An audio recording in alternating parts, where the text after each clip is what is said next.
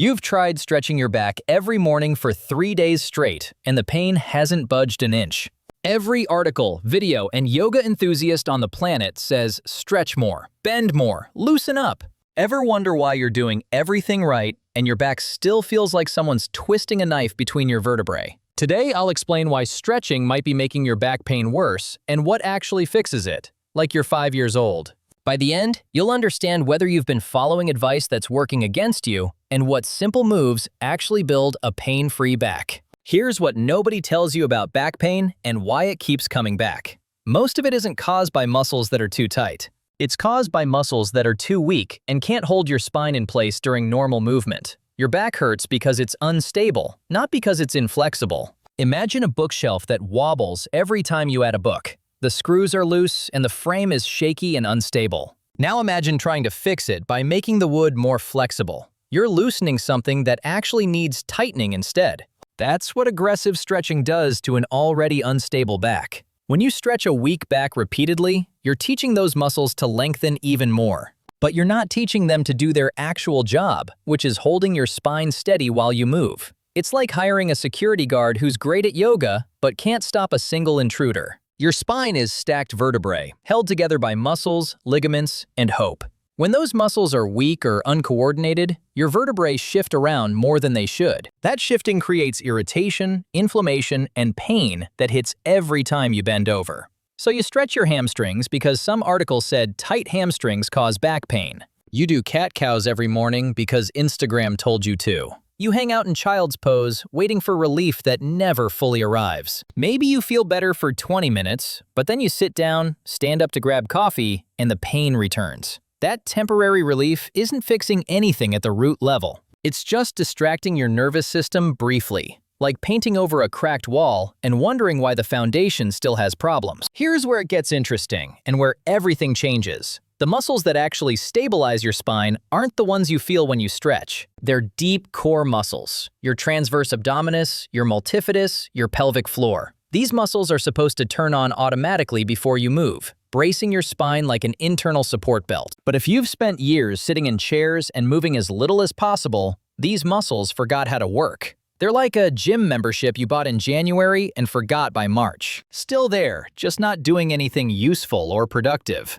When those deep stabilizers are offline, your body recruits other muscles to pick up the slack. Muscles that weren't designed for that particular job at all. Your hip flexors, lower back muscles, even your hamstrings start working overtime trying to hold you upright. They get tired, tight, and angry because they're doing someone else's work. So you stretch them, they feel better briefly, then go right back to being overworked because the real problem never got addressed.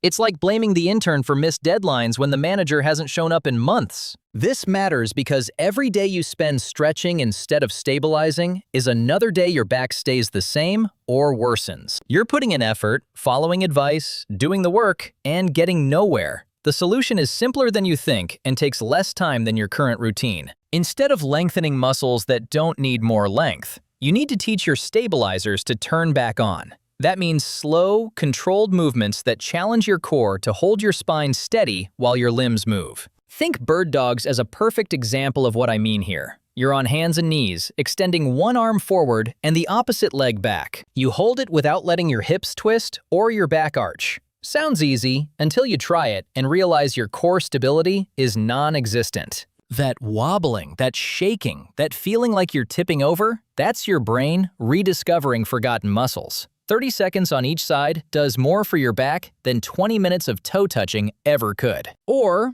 dead bugs, which work even better for some people. You're lying on your back, knees bent, slowly lowering one leg toward the ground. Your lower back stays pressed flat into the floor the entire time.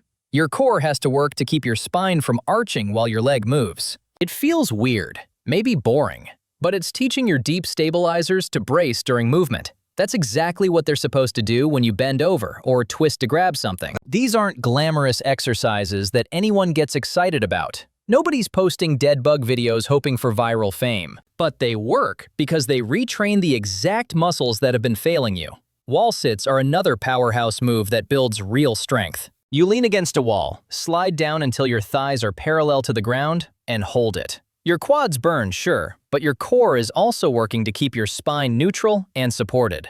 You're building endurance in the muscles that hold you upright all day. 60 seconds of that and your legs are screaming, but your stabilizers are getting stronger. Do it a few times a week, and suddenly sitting at your desk doesn't wreck your back by noon. Standing up doesn't feel like unfolding a rusty lawn chair. But here's what most people miss about this process. They try these exercises once, don't feel instant relief, and go back to stretching. At least stretching feels like something's happening in the moment, but strength doesn't appear overnight, and results take time. Your nervous system needs time to rewire, to remember how to recruit the right muscles at the right time. You're not just building muscle, you're rebuilding coordination that's been offline for years. It's like learning to ride a bike again after a decade of only driving. The first tries feel clunky and awkward and frustrating. Give it a week and things start clicking into place. Give it 2 weeks and you're not reaching for the heating pad every night. Here's something that might surprise you about stiffness. Some people are convinced they need more flexibility because they can't touch their toes or feel stiff getting out of bed. But stiffness isn't always a flexibility problem.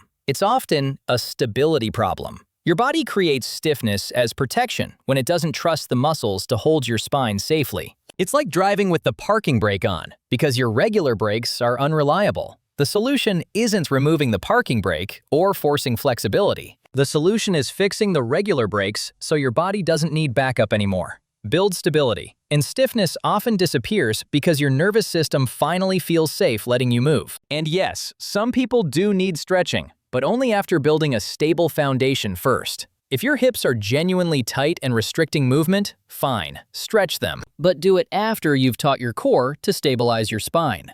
Stretching a tight muscle on top of a weak, unstable base is like adding a sunroof to a car with no engine. Looks nice, doesn't solve the problem, and now you've got one more thing that might leak. You'll feel the difference in days, not months or years.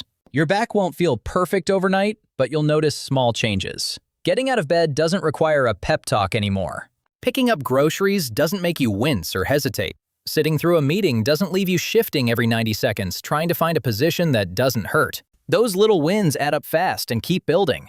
Unlike stretching, which gives you 20 minutes of relief before everything resets, strength work changes your body permanently. Strength-based stability work actually changes how your body moves and holds itself all day. So here's the reality check for your routine. You've been told to stretch because it's easy advice to give and it sounds helpful. Everyone understands stretching and it feels productive.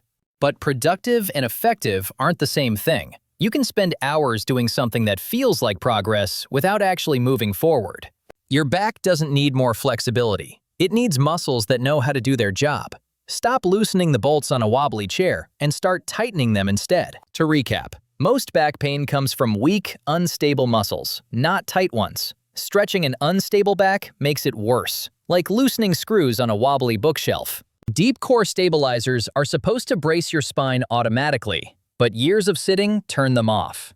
Exercises like bird dogs, dead bugs, and wall sits wake those stabilizers back up and teach them to support your spine during movement. Strength and stability fix back pain, while flexibility just makes you bendy. So here's the real question. What's one daily movement that causes you the most back pain? And how do you think weak stabilizers might be playing a role in it?